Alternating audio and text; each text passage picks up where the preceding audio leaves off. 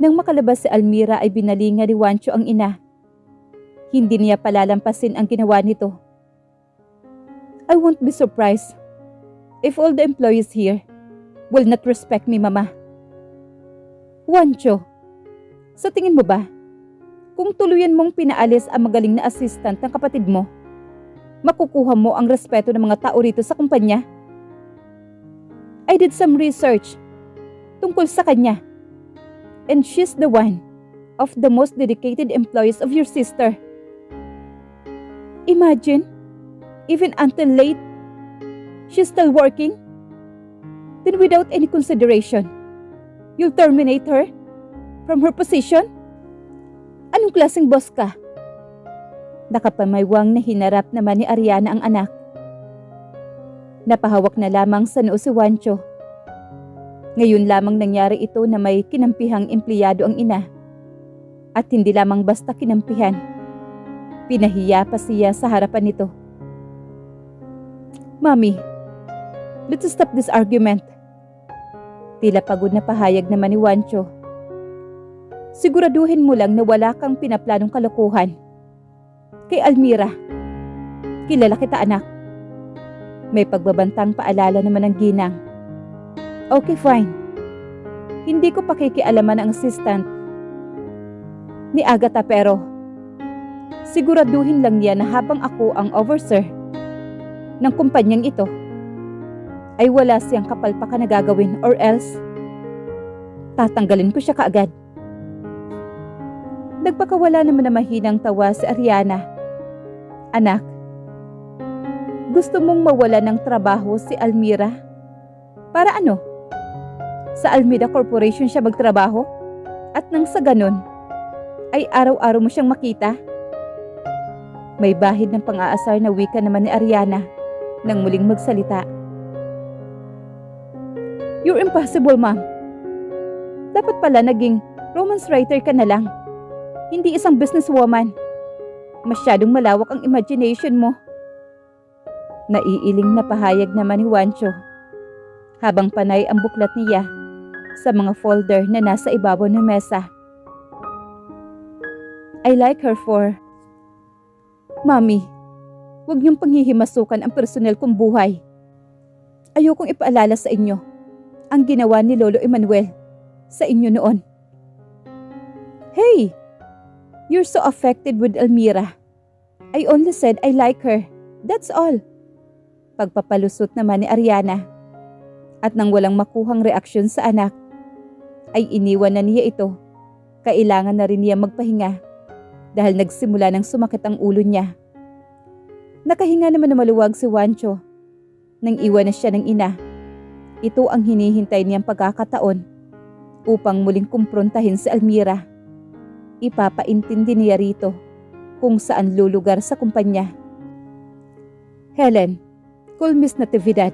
I want to talk to her. Puno ng otoridad ang tinig niya habang kausap ang sekretarya sa intercom. Nagmamadali namang pinuntahan ni Helen ang pwesto ni Almira. Almira, kailangan ka daw ni boss. Kinindatan pa siya nito bago muling tumalikod. Naitirik naman ni Almira ang mga mata. Parang nakikita pa niya na sisermonan siya nito. Okay, nakasimangot niyang tugon kay Helen. Nang mawala sa paningin niya ang sekretary ng boss, ay nagmamadali niyang hinamig ang sarili at dumiretso na siya sa opisina ni Agatha. Kumatok muna siya ng 2 beses bago pinihit ang senadora. Inabutan niyang seryoso nagbabasa ng mga reports si Juancho. Ilang segundo niyang pinagmasdan ito. Naiinis siya sa sarili dahil sa kabila ng kagaspangan ng pag-uugali nito ay nandun pa rin ang iniingatang damdamin niya para rito. Nang mag-angat ng ulo si Juancho ay nagtama ang kanilang paningin. Biglang bumalik sa realidad ang isip niya. You have the habit that Miss Natividad. Sa tingin ko sanay na sanay kang tumunganga.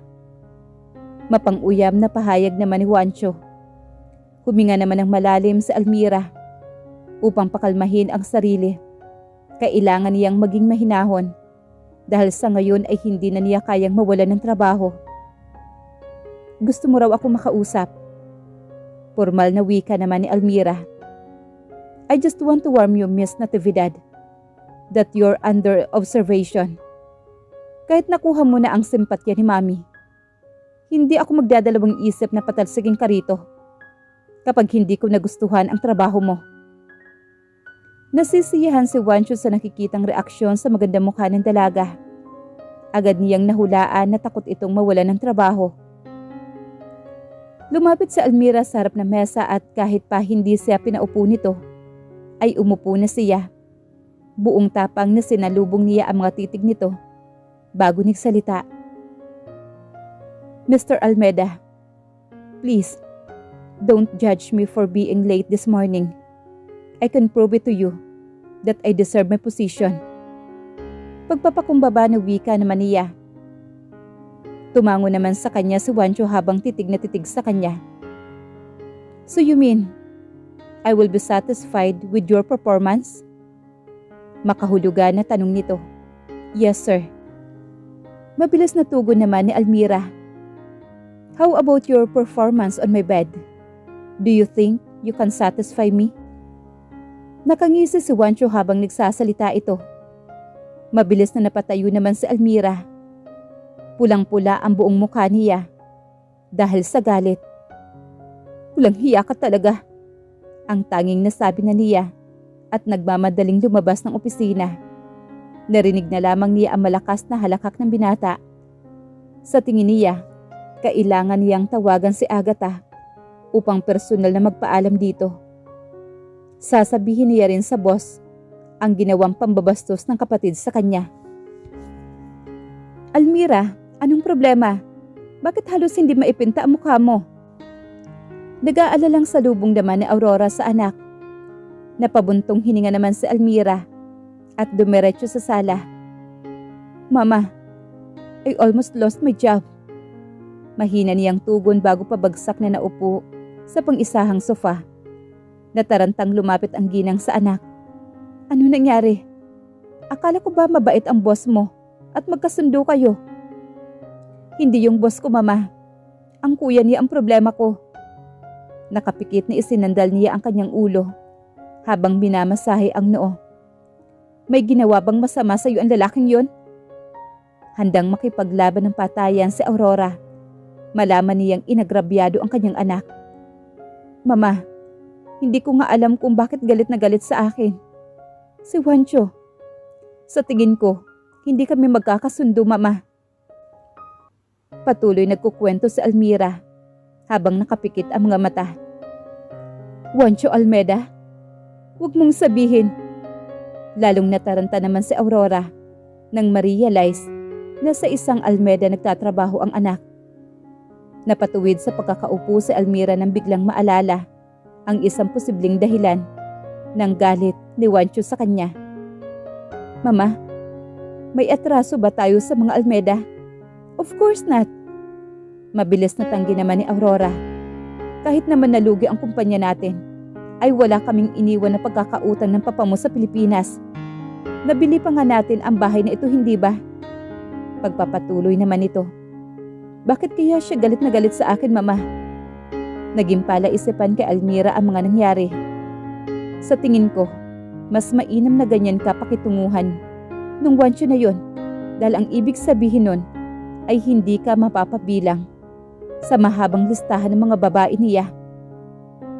Mama, he wants me to jump on his bed. Napakawalang hiya talaga ng lalaking yon. Namumula na naman siya sa galit nang maalala ang naging sagutan nila kanina ni Juancho. Agad niyang tinawagan si Agatha. Hindi na niya naisip na maaaring nasa kaligitnaan ito ng meeting ng mga oras na iyon. Ang tanging nasa isip niya ay ang matakasan si Juancho. Ano? Dapat umalis ka na sa kumpanyang yon. Napatayo pa ang ginang sa kinauupuan nito. Mama, hindi ako papayagan ni Agatha. Sinabi mo ba sa kanya ang ginawa sa'yo ng kapatid niya? Kapag nabigyan ako ng pagkakataon na makilala ko yon, makakatikim siya sa akin. Halos nanginginig sa galit si Aurora habang nagsasalita ito. Huminahon ka, mama. Nangako naman sa akin si Agatha na hindi na mauulit ang nangyari at kakausapin niya ang kanyang kuya tungkol dito. Pagpapakalma niya sa ina. Siguro 1 linggo lang naman siya dito dahil marami rin siyang responsibilidad sa Pilipinas. Naputol ang pag-uusap nila mag-ina nang tumunog ang kanyang cellphone na nasa loob ng kanyang bag. Dali-dali siyang tumayo upang sagutin ang tawag. Miss Natividad, nasaan yung mga files na hinihingi ko sa'yo? Pagalit na bungad naman ni Juancho sa kabilang linya. Anong files? Nauutal na tanong naman ni Almira. Napabuga ng hangin si Juancho. Kapag si Almira ang kausap niya, ay ang bilis mag-init ng kanyang ulo. The individual files of all the employees. This is what I'm telling to my sister. You're incompetent. Sabay bagsak sa telepono.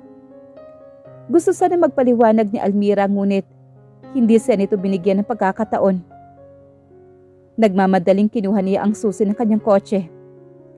Oh, saan ka na pupunta? Maghahapunan na tayo. Puna naman ni Aurora sa natatarantang anak. Ma, kailangan kong bumalik sa opisina. I'm sorry. Hindi po ako makakasabay ng kain sa inyo. Hinalikan niya sa pisngi ang ina at na makatalikod na siya ay muling nagtanong ito. Sino ba iyong tumawag? Yung walang hiyang lalaking yun, Mama. Kailangan daw niya ng individual files ng mga empleyado. Tugon niya sa ina habang hawak ang doorknob ng main door. Hindi naman pala ganun kaimportante ang kailangan niya. Siguro naman pwede nang ipagpabukas ang mga yon. Huwag mong alalahanin siya, anak.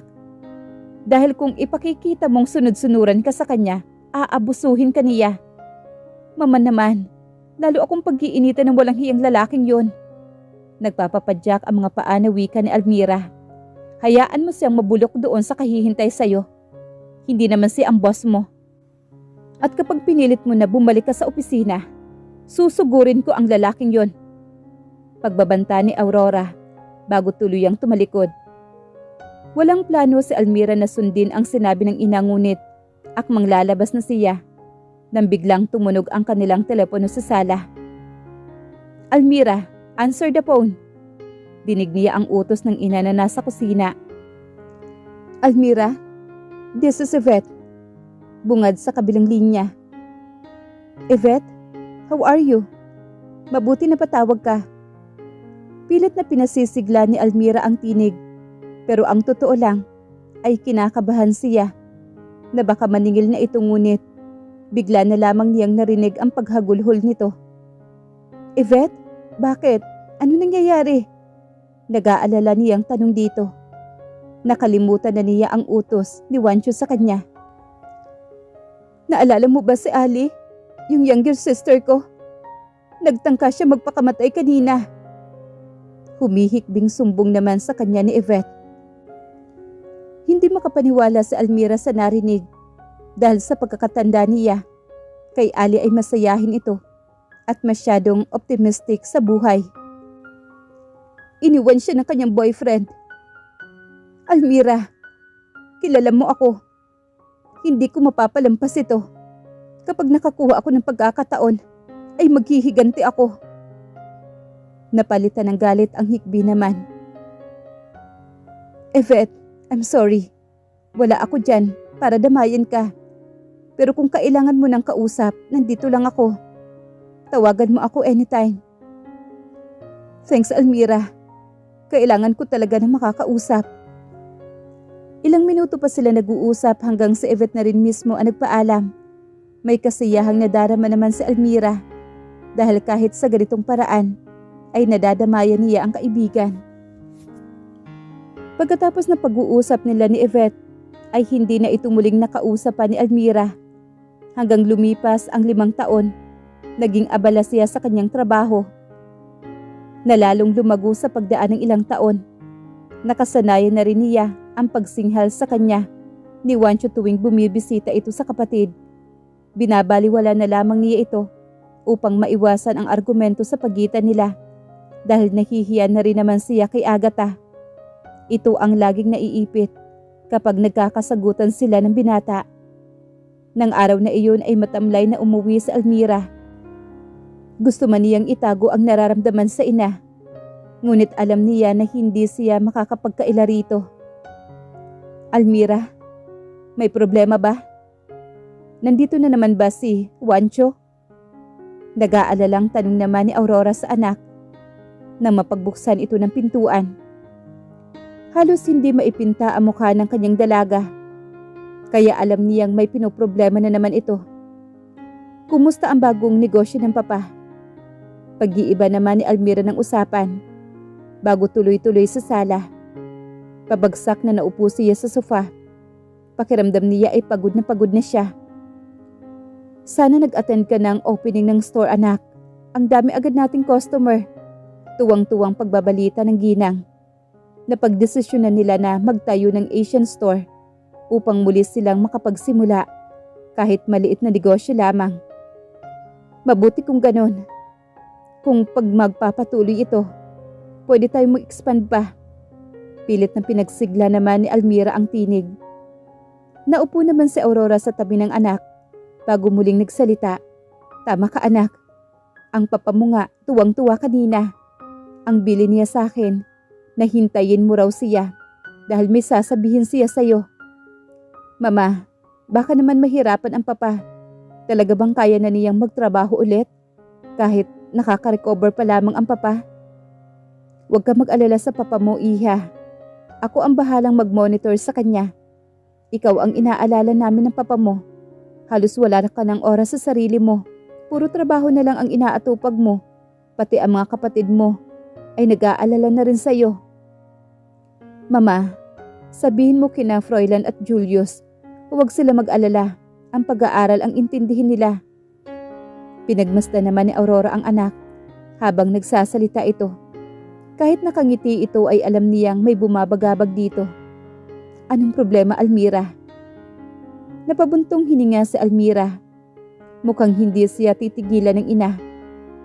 My boss is pregnant, mama. Kailangan niyang umuwi ng Pilipinas. Ang problema ko ay baka ang walang hiyang kapatid na naman niya ang papalit sa kanya. Iniisip na lang niya na muling makatrabaho si Juancho ay parang sumasakit na ang ulo niya. Nasisiguro niyang puro konsumisyon na naman ang aabutin niya rito. Kung si Juancho na naman ang papalit kay Miss Almeda, siguro ito na yung pagkakataon na pwede ka magbakasyon. We will discuss about that later with your father. Ihahanda ko na muna ang dinner natin. Parating na rin niyan ang papa mo. Sabay tingin ng ginang sa orasan bago nagmamadaling tinungo ang kusina. Samantalang na mga oras na iyon ay mainit ang ulo ni Juancho. May natanggap na naman siyang tawag at pinagbabantaan nito ang buhay niya. Nasisiguro niya, napaka na ito ng mga kakumpetensya sa negosyo. Gustong sirain ng mga ito ang diskarte niya. Lalo na ngayon na may inaasikaso siyang multimilyon na deal. Juancho, ano na naman ang ibig sabihin nito? Galit na bungad naman ni Ariana. Sabay bagsak ng diyaryong hawak sa mesa ng anak. Mami, busy ako ngayon. Wala akong oras sa kung anumang chismis na nakasulat dyan. Tila inis na tugod naman ni Juancho. Nitong mga nakaraang araw ay walang ginawa ang ina, kundi guluhin siya tungkol sa pag-aasawa. My goodness, Juancho. Talaga bang iniinis mo ako? Sinabi kong mag-asawa ka. Pero hindi para sa fate na yon. Por Diyos po santo, iho. Wala ka na ba talagang makikitang matinong babae? Namumula sa galit si Ariana habang nakapamaywang sa harapan ng anak. Mami, huwag na ninyong idamay pa dito si Faith. So totoo ang lahat na nakasulat dyan, pati sa internet, ay pinagpipiestahan na ang tungkol sa nalalapit ninyong kasal. Alam mo ba na buong Pilipinas ay pinagtatawanan ka dahil pagkatapos pagsawaan ng babaeng iyan, ang mga naging lalaki niya ay binalikan ka at pakakasalan mo pa? Nanlalambot na napaupo ang ginang nang marinig ang tila kumpirmasyon ng anak. Natigilan naman si Juancho. Mabilis niyang dinampot ang dyaryo na nasa harapan niya. Nagsalubong ang mga kilay niya nang mabasa ang front page nito. Totoong nagkabalikan sila ni Faith dahil kailangan niya ng constant bed. Pero maliban doon ay wala na silang malalim pa na ugnayan. Hindi niya akalain na gagawa ng ganitong hakbang ang babae. Anak, pakasalan mo na ang iba mong naging girlfriend, huwag lang ang babaeng yan. Concern lang ako sa iyo, anak. Gusto kong magkaroon ka ng masayang pamilya. At naniniwala ako na ang babaeng yan ay hindi magiging mabuting asawa sa iyo. At hindi rin siya magiging mabuting ina sa magiging anak nyo. Pakiusap na wika naman ni Ariana sa anak. Biglang may naisip na kapilyuhan naman si Juancho para tigilan na siya ng ina. Mami, hindi ko itutuloy ang pagpapakasal kay Faith. Kung mapapapayag mo, si Almira na pakasalan ako. Gusto niyang matawa nang makita ang naging reaksyon ng kanyang ina. Juancho, alam mo naman na wala kang pag-asa kay Almira. Mula sa simula ay ayaw na niya sa'yo. Pero alam ko na gusto niyo siya para sa akin, hindi ba? Nakangising tura naman ni Juancho. Yes, gusto ko siya para sa'yo. Pag-amin naman ni Ariana. Pero imposible ang gusto mong mangyari. Panay ang iling ng ginang habang nagsasalita ito. Kung hindi niyo mapapapayag si Almira, ay wala na kayong ibang pagpipilian, kundi tanggapin si Faith. Patuloy na pang-aasar niya sa ina. Pero sa kaloob-looban niya ay naghihimagsik siya dahil sa kalokohang mga nakasulat sa dyaryo. Malaking pagkakamali ni Faith kung iniisip nito na mahuhulog siya sa bitag nito. Kailangan na niyang tapusin ang namamagitan sa kanila bago pa mapahamak ang pagkabinata niya.